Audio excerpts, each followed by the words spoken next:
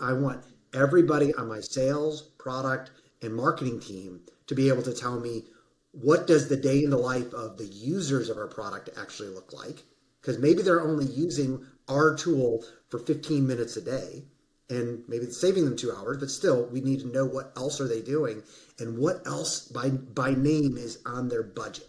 I'm not selling features anymore. What I'm selling is part of a system to solve overall issues that's going on, which means everybody that's touching the customer in some way has to know what else is going on in that person's life. And if they don't, then they can't be good at their job. This is You Should Talk To, a podcast for busy marketing leaders who are looking for support and tips on getting shit done.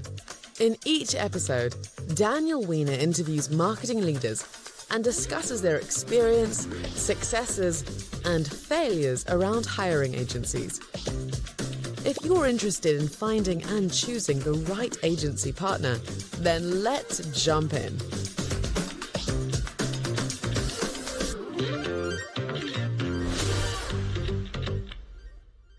Hello and welcome to another episode of the You Should Talk To podcast. I am Daniel Weiner, your host, your sponsor, your everything. Today I am super excited to be joined by Kurt Uhlir, who is CMO at Easy Home Search. Kurt, I usually ask how to pronounce the last name and I forgot before we even talked. Did I get it right?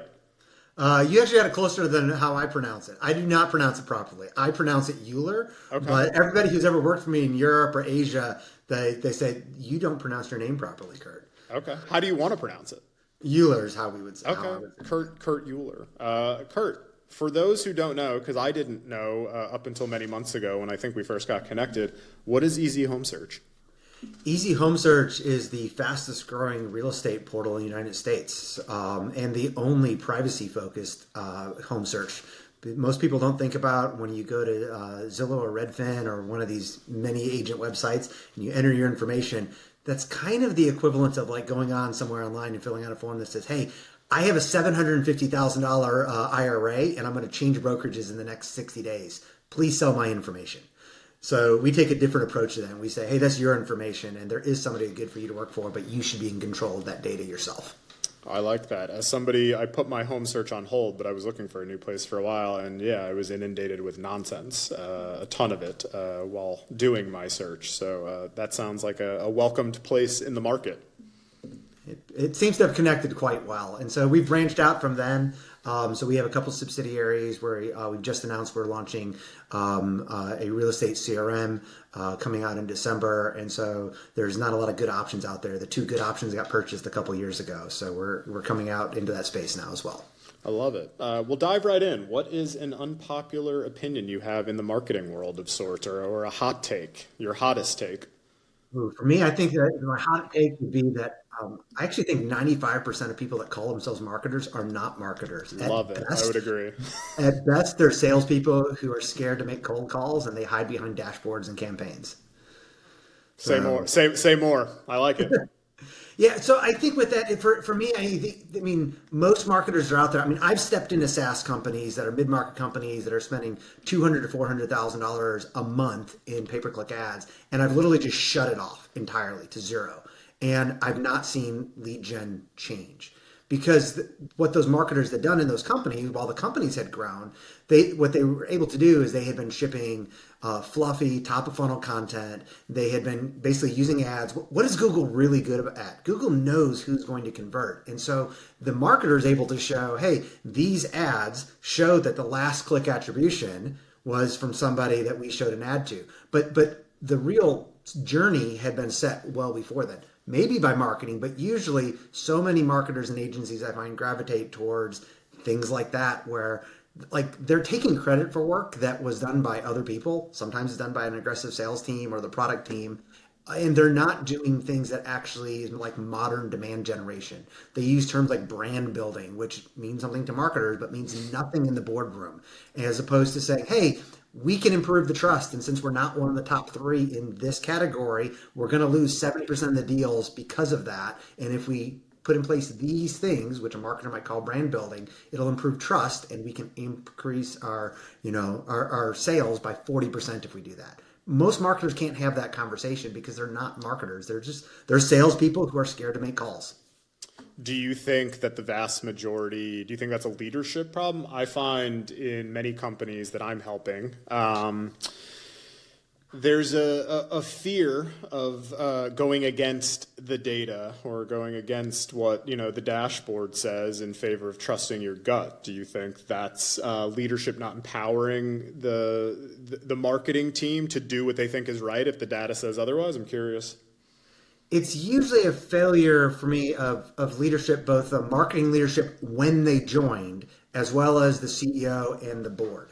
And I say that because a lot of times it does start at the board level, especially for later venture stage companies, mid-market companies, because most of these PE and venture capital firms, they're running playbooks that are outdated. They're trying to bring in a CMO or a VP of marketing or head of marketing, whatever they may call that person, that is from the industry. Like they think they're reducing risk by saying, we need somebody that he or she has been in this industry in this role for the last 10 years. And then they're wondering why everything sounds generic and bland, just like all their competitors. So it sometimes starts there. So the board thinks they're trying to reduce risk when they're actually imposing risk, and they don't realize that. But on the other side, it ultimately is a conversation between the CEO and the CMO at the beginning that says, hey, before we talk about anything else, the first discussion we should have is, how do we split up the budget between short-term, medium-term, and longer term?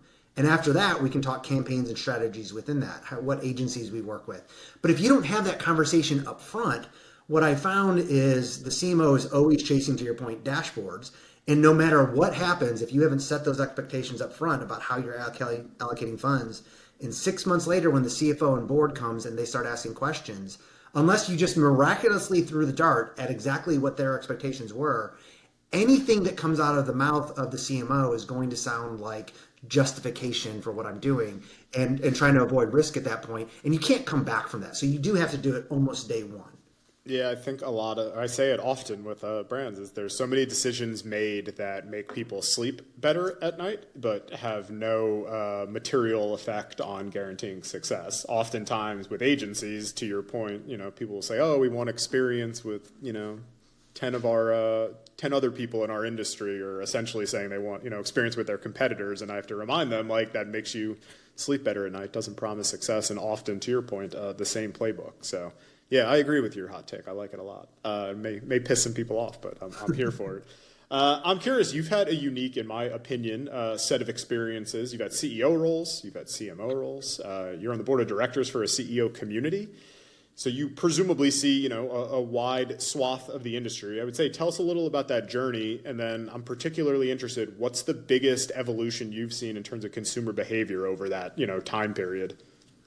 Yeah, now I'd say I have much more of that operator lens. Very often, like I had a mentor years ago that a private equity fund wanted to basically put him in place for a large company, but he hadn't been in that real sales role, which often a CEO role is as well. And so they helped him start a large outsourcing IT company that ended up having like 300 people throughout Eastern Europe and Russia, because they were like, we need you to prove yourself with that sales, that sales drive that you don't have right now. I've been at kind of that other place. I've been the CMO. I've been in many of these roles. I've had that CEO role and head of sales, and I've realized I'm a better kingmaker or queen maker. But I have that thirst for actually sales at the end of the day. And so I've really evolved from initially, I did care much more about campaigns and just good brands and things that sounded well. And as now where I've shifted much more is like marketing should always be tied to the P&L. We should always own a number. With that said, I've shifted where it's not that I don't care about dashboards and reporting. It's just I don't care about the credit for it. And so what I care much more about is contribution. I know that at a SaaS company, when a new customer closes at $100,000 a month or $5,000 a month, that very rarely is there only one or two touch points. Likely, there's going to have been 17 different touch points, and sales might try to get credit because maybe the decision maker went to high school with the head of sales. Possible, but still, there's probably a whole bunch of other points within there. And so I've shifted much more to that contribution place.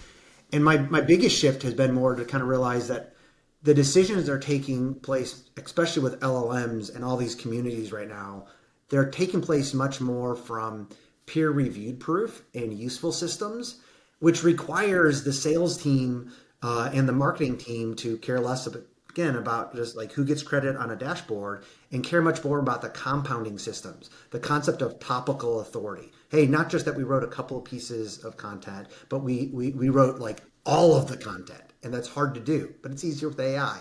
I care about the category point of view. I care about right now from what works is I've shifted to, I want everybody on my sales, product, and marketing team to be able to tell me what does the day in the life of the users of our product actually look like? Because maybe they're only using our tool for 15 minutes a day, and maybe it's saving them 2 hours, but still we need to know what else are they doing and what else by name is on their budget.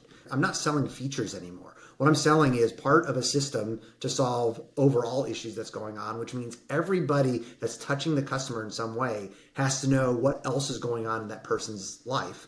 And if they don't, then they can't be good at their job. And my just real belief is you would think sales should know that. And they do, but they're really focused on quarterly numbers as they should be. And so the person that where I'm at is I'm trying to guide to make sure we all have agreement on that. And I'm going to help shepherd that common belief between product sales and marketing. I think the interesting part of that stood out to me that maybe some teams don't want to hear, but I would always recommend, especially as it pertains to agencies, is so much of that time would probably be better focused, to your point, of figuring out who you went to high school with than complex demand gen plays, in my opinion. Because I think the influence these days, to your point, of community and getting short lists for sales and software from LLMs and search engines and then asking peers before trusting Google and stuff like that, the more complex the play, it often comes down to, I don't know, a popularity contest in my world at least. Do you see that?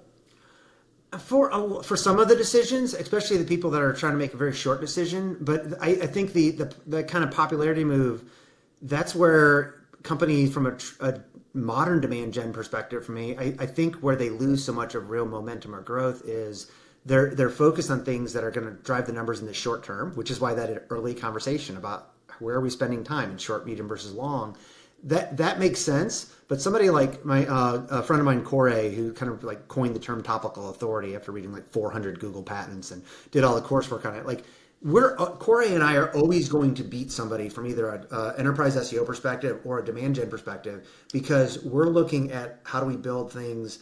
We're not worried about the noise or the popularity, but it's like when I'm trying to build topical authority, well, you can't do that in 90 days. And you can't even really do that in 180 days. And so to put in place the systems that you're going to have to do at the scale to actually do modern demand gen, I will always win in 9 months, 12 months, 18 months over somebody who's focused on the popularity contest of the next 90 to 180 days, because we're just playing very different things. I like it. What's your best piece of advice to other folks in your seat, other C-suite leaders, on how to finish 2025 super strong and kick off 2026 in good fashion as well? Oh, to your point about what'll make people upset, especially if there happen to be any board members or CEOs, stop hiring people that are purely technical or from the same industry clones, or that tightly solve the exact problem you think you're trying to solve right now. I just say that of, I'm only 49, but like I've been around. First of all, I've invented some of the technology in the B2B and B2C side that we all use every day. But it's like whether the .com bubble or cloud computing, where we're at now with AI, the people who have always outperformed from an individual contributor and a leadership perspective have never been the people that are technically skilled at what the company thinks they're hiring for. The people that succeed are the systems thinkers, the people that are data literate operators, the people that can prove that they're change managers over time and they're okay with uncertainty. I mean, the best thing for anybody is if they've not read the book Range, Why Generalists Triumph in a Specialized World. It's by a guy named David Epstein. Go read it, because it blows apart any of this concept of, hey, we need to hire the specific person with a skill set, because things are moving so fast now. That person will always under-deliver compared to the generalist who's deep in many different areas. This is good. You'll just piss off different people at different stages of this podcast, which is good. We'll get some more. I would rather people realize. I'd rather I know that I'm wrong now than have to figure out in 2 years and go, gosh, I could have known that in 3 months. I would rather somebody say, what's up with that guy, Kurt, than that was a boring interview. So I'm here for it. I'm curious, most folks with your title, just call it the C-suite in general, I could lump in VPs as well. In my world, they get hit up 700 million times a day. Agencies, vendors, folks who want to do business with you in some capacity.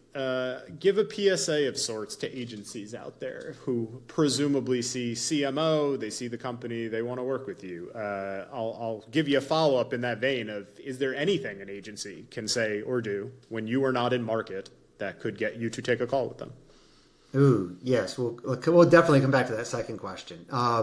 It is kind of, my answer will be a little bit opposite of what I'll give for this first one, but I think the first thing is, we shouldn't have to say this anymore, especially even with AI now, but stop sending generic cold outreach. I mean, like this shouldn't be hard anymore to do that. And people, especially now, I think they think, hey, I can templatize something in AI and then just turn that loose and it'll be better than the mail merge that pulls somebody's name different. But it's actually worse, what I find. The hallucinations that are happening are so much more. So maybe 80% of your messages will go out okay, but for those 20%, it's not only will you lose the opportunity right now. If it's me, you'll never get the opportunity with me because I do not hit delete on my LinkedIn messages. I hit archive. So I can search for your name or your agency or company later and go, oh, 4 years ago, you sent me that generic thing. Do I really think that you've changed who you are in the outreach right now? But yet still we see the mass templated messages go out. And very similar to that, it doesn't even have to be from an agency perspective. There is a very large private equity-backed enterprise SEO tool that's out there, tens of thousands of dollars a month. I've had 2 different rounds with different people on their sales team. They are the worst salespeople I've ever seen. I almost want to name them. I won't, but it's just they're so bad. And I actually think I might want to use their product, but I cannot get real answers about the product. And it's clear that they have no understanding. Not only do they not have an initial understanding of what my problems are I'm trying to solve, when I tell them you're wrong here, here's what I'm concerned about and how I'd want to use you, they do not alter their scripts that come back because they're hiring generic salespeople as opposed to somebody who's even trying to understand what my company's doing. I like it. Yeah, don't name them. I don't know how to bleep something out in real time, and I don't want to forget to tell my editor. So now I think that's interesting. That to your point of mentioning like you're going to eat somebody's lunch on the SEO front. I'm a solopreneur, one-person company, and I'm pretty confident that I will eat the lunch of most people because of sending my stupid but tailored LinkedIn messages and emails that I send not at scale are going to win, and I see incredible success as seen here by you being on this podcast. So. Yeah, and there's nothing wrong with using the tools for there. I mean, right now it's like I do use in many of my even personal workflows. I will use ChatGPT to go research the person, draft the message. I know it's worth putting in the extra stage of doing shallow work to give me the time to read each one of those messages before I hit approve. And hey, I do not always hit approve for that. And so for that executive community you mentioned, I sent 460 one-on-one cold outreaches to new potential members. I probably could have sent 1,800 over the time period if I had just hit spray and pray and let it go. But I'm really glad I checked those because of the 460 I sent, there was probably 3-4 dozen that I would have been crushed if I knew that message had gone out and read somebody based on what it said. Sure. Now I'm curious on the second part of the question. Anything an agency can do if you're not in market to get on your radar? The actual touch points are really are good for reaching out. But also what I do like, it is that deeper research for when people will send me something that's not generic. I don't have a problem if they mention competitors or if they say they mention with competitors, but I do really like when they say, hey, I'm not working with anybody in your space, but I think you're similar to X, Y, and Z in these other industries. I'd like to have that conversation. The other side is I'm really big on people that are looking for kind of affinity points, which should be easier with AI right now, is do we have something in our personal connection background that may be of interest? So I had somebody reach out to me recently that it was a little bit a little bit belittling the way that he reached out, but he was like, "Hey, I saw you were a Division I athlete. I was only Division III. Like, could we grab time?" And I was like, still, like, you were still part of like the 0.01% of high school athletes that became something. But it was clear based on the rest of his message too that he found something that was different. And he was acknowledging that he might not have the right solution, but he wanted to grab time to see if it made sense or not. I really appreciate when that happens. What was your sport? I ran cross country, indoor and outdoor track. So Okay, all right. I've seen a big shift, especially since COVID, a little before, because I came from a smaller agency, which was trying to steal business from bigger agencies. But the trend I've seen is bigger named companies moving towards smaller, independent, specialized agencies who are good at, call it 1 to 2 services or a cluster of services that make sense. Have you seen that trend? What do you think of it? I've seen it in some cases where I haven't. It depends on this where the company is at, which as the agency you may not necessarily know, and hopefully for the CEOs and CMOs that are listening, that if they do not already think this way, that they will ask the questions of their board. And so if you know that there's an exit coming up, that's when the companies are usually not going to want to hire in-house. And so I'm going to want to shift, and usually less to the larger agencies, which are going to have longer lead times to be able to cancel those contracts. But if, like, I was talking to a private equity company recently, just kind of coaching their CEO and some things, and he was looking for a new CMO, not me, I was giving some guidance on that. And he was talking like they were going to be hiring this big team. And I went, wait a second, you mentioned at the beginning of this conversation that there's a number your private equity fund wants to hit in 2 years to sell this thing.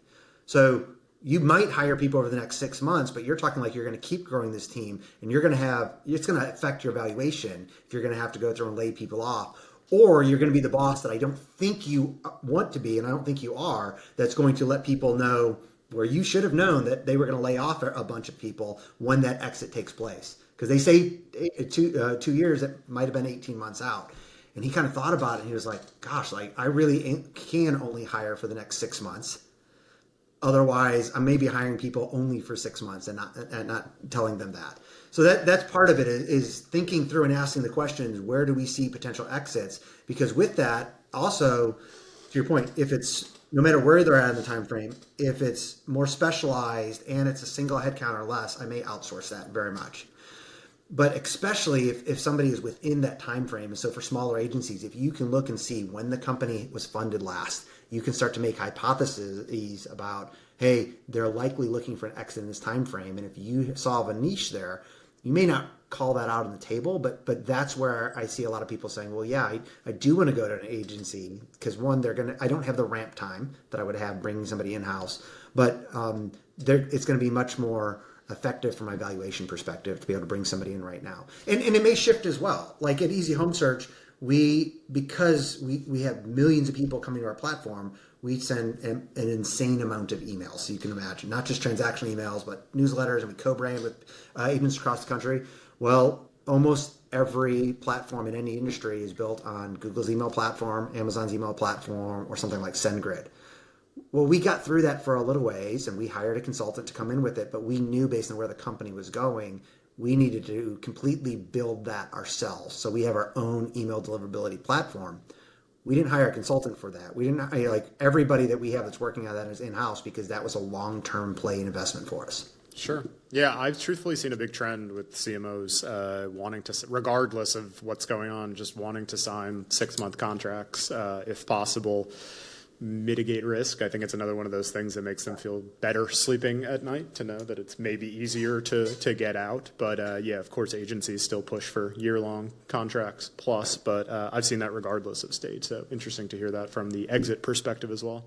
Yeah, I do have one other small tip that I'll give there for both your agency owners that are listening, but as something that will be very productive, I think, for the CMOs that are listening is I personally will not work with an agency that is also pitching fractional CMO work unless it's very clear that says we will do fractional CMO work, but not if you're an agency client, because that's nepotism to me. But what I've seen for the companies bringing in a fractional CMO, or sometimes they'll treat an agency this way as well, is they'll bring in somebody not as a true fractional CMO, but somebody who's capable of that as a smaller company.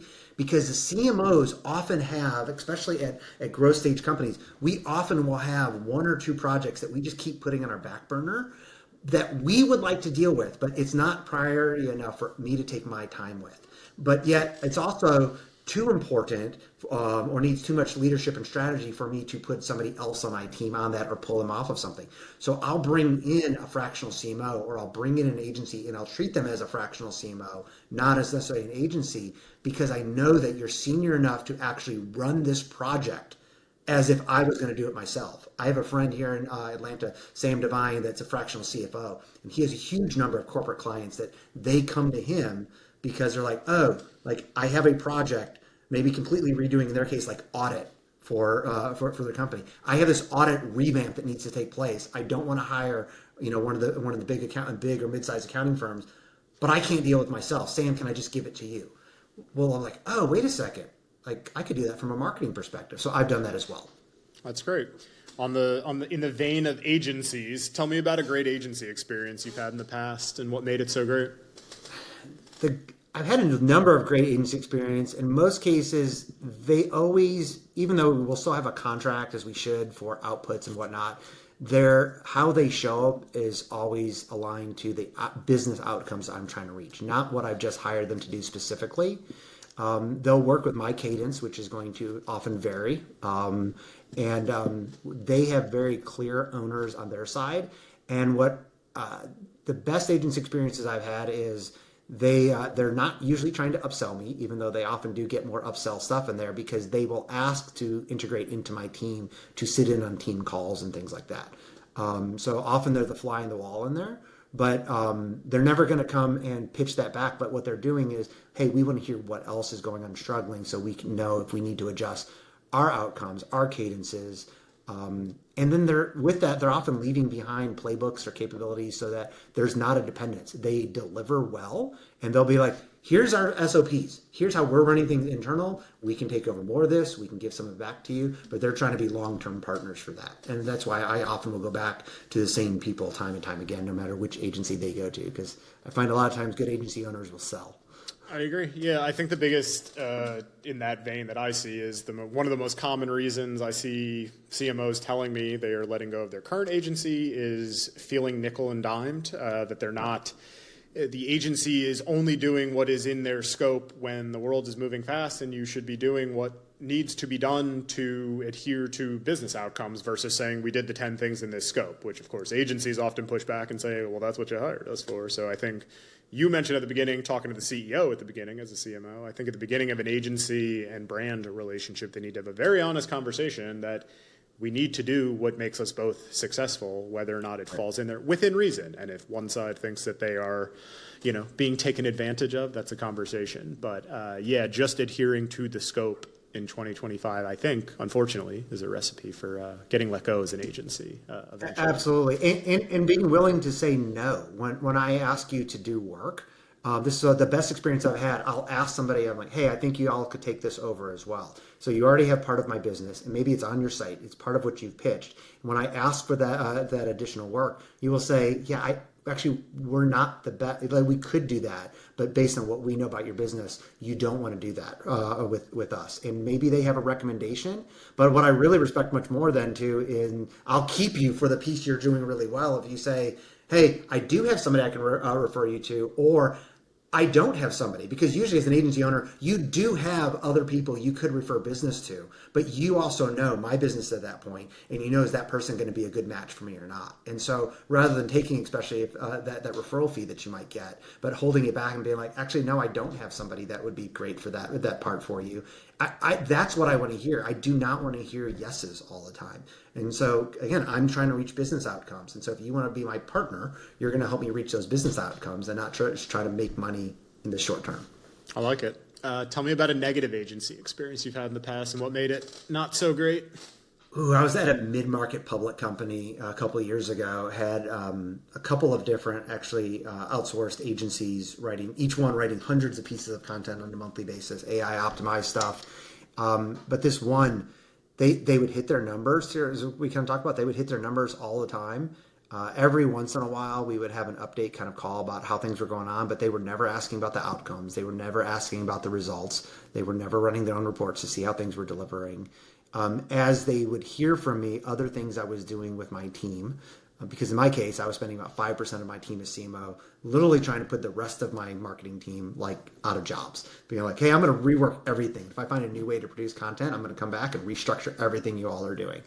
And they ignored, modern tools that they knew my in-house teams and other agencies were using, like Phrase and Surfer. And they just would not engage in like the concept of topical authority. And so they knew what I was speaking about in conferences and podcasts, and they just kept dumping out basically, regurgitating content. I'm like, you're so focused on activity, you do not care about my impact. And frankly, they were not curious about my business. That's a very good reason. Part of what I preach often, usually on the front end during the pitch, that is, if you have a product, buying the product of the brand you are pitching is such an easy way to show that you're curious about their business and the process of buying something. So that sucks to hear. You ultimately let them go? Did I ultimately let them go? Brought another one of those agencies with me to the next company as well. And so, I think the thing for everybody to think about is like, hey, playbooks and SOPs, like your agency, like that's how you succeed, but they age. What doesn't age is outcomes. And so if you do not adapt or are not curious, then you've just become a cost center to me. And that's not what you want to be viewed at from me. I'm slightly more blunt about it. I tell agencies you can be not a terrible agency, but you can win a lot of business by giving a shit about the brand, and in particular the CMO and the VP of marketing, in my opinion, and taking an opinion and taking it from the lens of we want to make you successful and look like a hero. So I think a lot of agencies win business and then want to make it about them to try to win awards and all that sort of stuff. And you can you'll win many clients in the future from the amount of jobs that folks in your position will have over their career. So I agree. What are you most, I'll say outside of AI, because I can tell you're very enthusiastic about it. What outside of AI are you most excited about in the marketing sphere, most pumped about? Yeah, I mean, AI is just a feature to me, so it's like where you apply it. Three things I'm most excited about. Demand generation, because just so few marketers know how to do it. There's been some featured articles with me and a few others where they've written about how like most teams aren't even capable of considering true modern demand generation. It is AI, but LLM and AI search overviews. It is, when you can own them properly, it is such a huge increase for, and I think it will continue to be, for driving people to actually sales, which is a great thing. And then increasingly topical authority. The concept, I mean, as I said, Corey and I have both read, 400 plus Google patents and Bing patents. It's like, that is how you rank in the LLMs, and that's also how you actually rank in Google right now. So. Okay. I'm curious because I find a lot of people say they are AI experts, agencies in particular and stuff like that. Is there any, outside of you and Corey, who you said, like, or maybe it is that, the two of you, I'm curious, is there anybody you can point folks to that you think is, an actual thought leader in the space? Not for AI as a whole, because I think it's too generic of a category. And as it pertains to marketing and potentially, and how to use it for, I'll narrow it down in something that comes up in a lot of conversations. How to show up well in LLMs. Who do you think is doing some cool stuff there?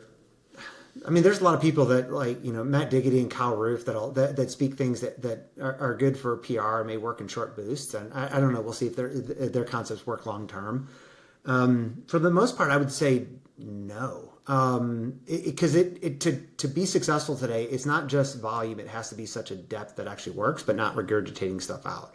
So very few people that are I know a dozen people, but none of them are too public about what they're doing because they're intentionally choosing not to be. So they're working for counseling some of the fastest growing companies because very few people can produce this sheer amount of content. Like I'm running like 3 different levels of content stuff like at Easy Home Search. We do have traditional content teams that are using AI for optimization, but I have 2 other categories that we do not speak about very much for how we're doing content, because if people even knew the scale that we were creating stuff at, they would start asking questions that might point them to the direction of what we're trying to solve. I like it. On the flip side, what keeps you up or stresses you out from a business or marketing standpoint? Probably the biggest thing that keeps me awake, there's a couple, but is companies making unwise AI decisions. And so, kind of to your point, like people are asking questions, they're either the boards and the CEOs are drastically underestimating or overestimating what is going to be possible with AI. So, like on the content side, I know a mid-market company that literally just laid off 32 of like 34 people on their content team because AI is going to be able to solve everything. That wasn't a decision from the CMO. There was no real rationale. There was more thought than the board or the CEO read something on TechCrunch, but there wasn't much more of a much deeper of a level than that. Like that's over going on. On the other side, people they're not hiring, like we talked about it before, the right type of team players. They're not open to their teams taking time to actually try stuff that might not work. But there's so much changing right now and so much that's working for my team right now that we're always running experiments. And everything that we're doing right now came from 80% of the things that we tried 12 months ago and 9 months ago and 6 months ago that didn't work, but we found the 20% that did. That's awesome. So that would be the biggest thing. The other thing that really just keeps me up is high performers are increasingly leaving companies if they don't have the flexibility. And so the return to office stuff that we just continue to hear from people, I would love to have a close office I could go into all the time, but I also have little kids at home. And so there's not a dollar figure that would make me go into an office 5 days a week.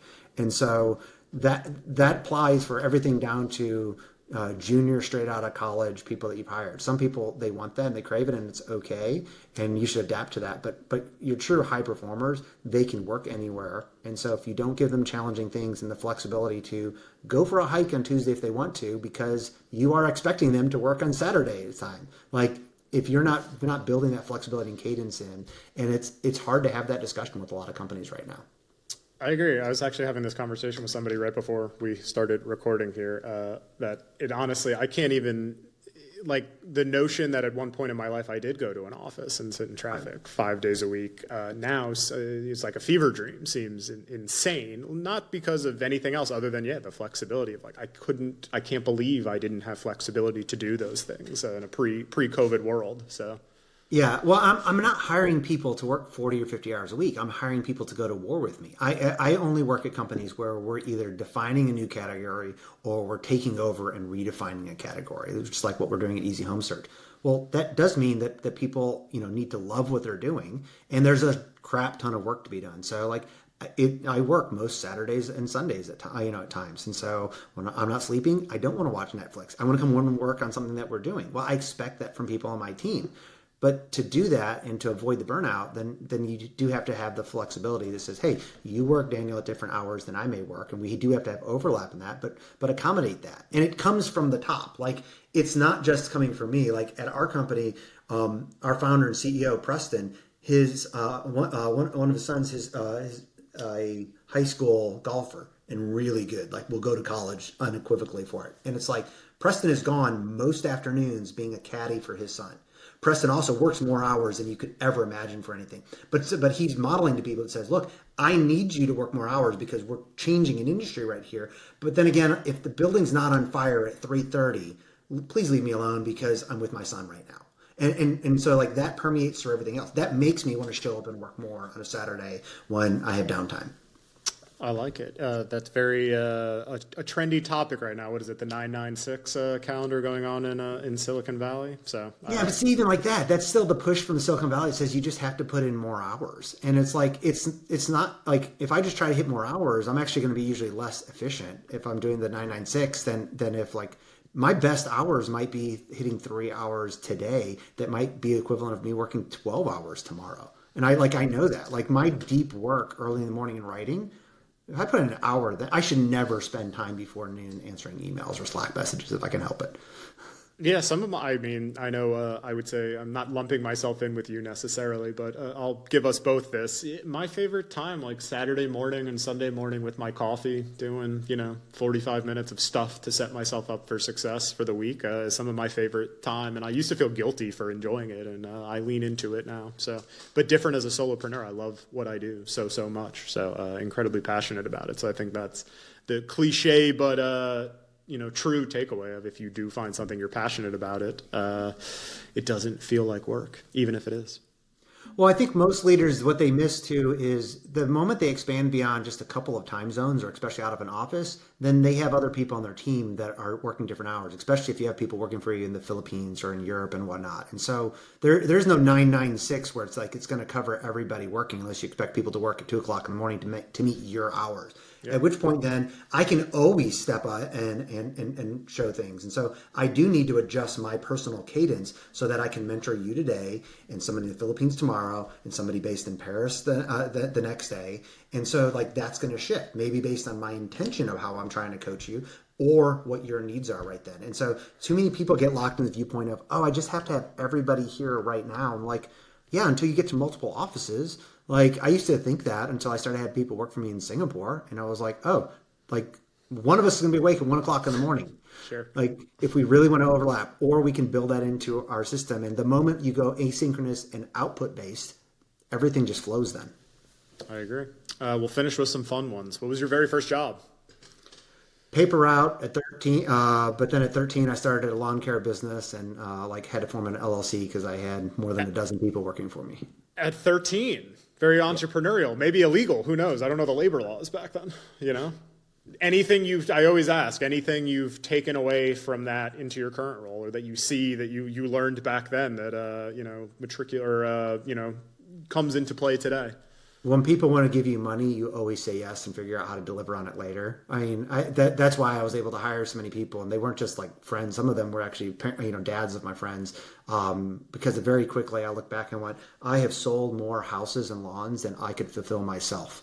And very few people are okay with that. So it's kind of the same thing with sales or marketing. It's like, as long as you know you can build the back end system, go and do it. When you were talking about I believe it was the SEO platform that won't take your money, essentially, I was thinking in my mind about how many people are allergic to money, truthfully, who just cannot figure out just saying yes or figuring it out and stuff like that in many cases. So I was part of a big organization that Walmart had come to them wanting to, an industry organization, I'll leave it at that, but was wanting to come and support them. And they kind of had viewed Walmart as a negative for what they were trying to do in the industry. And I was like, Walmart's trying to give you a $10 million check to support what you're doing. Your response should have been yes. And then you can have follow-up conversations about what that would look like, given how vehement you are towards them. But the answer is yes when somebody steps in unexpectedly and says, I have a large check for you for this year and probably another one next year. And maybe they are evil and you do have to say no, but I bet you could put guardrails that would still support what you want without being true to that. I like it. My final question, maybe the best one. Who's someone who inspires you personally, professionally, or both? It may sound trite, but my wife, she, it's not trite. Yeah, she, also earning some points, Yeah, hopefully. She's always a giver. On things, but she was a vice president of marketing, ran a very successful agency, still does some of that work, but has applied all of that in different industries and including to our multiple households that we have. So it's like we literally have Trello boards set up for running our mountain property versus our house versus homeschooling, and she runs all of that. Much like I would want, when I had been a CEO, so I can step in when I'm asked to or need to, but I don't have to worry about work being done because I know there's trusted systems in place that somebody's running. I love it. And I also lied. I do have one more. What would your final meal be? My favorite question. Ooh, I'm 100% carnivore. So I'd have a sampling platter of grilled steak, rabbit, lamb, and grilled octopus. I have gone through phases of 100% carnivore. I'm very low carb, but I couldn't stick with just the carnivore. You love it? How long have you been doing it? Almost 2 years at this point. I have in the last 3 months kind of come back to a little more whole food. I'm open to some other things like in season, but if there's grapes are in season or we have blueberries that are property, I'll eat that. But still, even then, 95% of my calories are going to come from butter, beef, fat. I love it. You putting butter in your coffee yet? I'm not. Okay. I hear it's all the rage these days from the TikTok crowd. But no, this was awesome. I appreciate you joining. And before we go, anything new or exciting you want people to check out from Easy Home Search? Easy home search. We have a new AI home search actually that people are using. So not trying to put real estate agents and brokers out of business because I mean they're who we work with. But it's been really interesting. We're on our third version that's come out where it's not the traditional hey find me a 3-bedroom home in Roswell with a pool. It's much more of talk to it how you want. And we'll help find you the perfect home. And it's been incredible to see how people are actually using it in ways that almost feels like counseling at some point. I love it. That's awesome. Everybody go check that out. And Kurt, thank you so much for joining, and we will chat with you soon. Thank you. Thank you for checking out this episode of You Should Talk To. This show is brought to you by the company with the same name, You Should Talk To, a company that helps marketing leaders find the right agency or freelancer for their situation. If you enjoyed what you learned in this episode, make sure to follow You Should Talk To wherever you listen to your favorite podcasts, or visit youshouldtalkto.com for more information.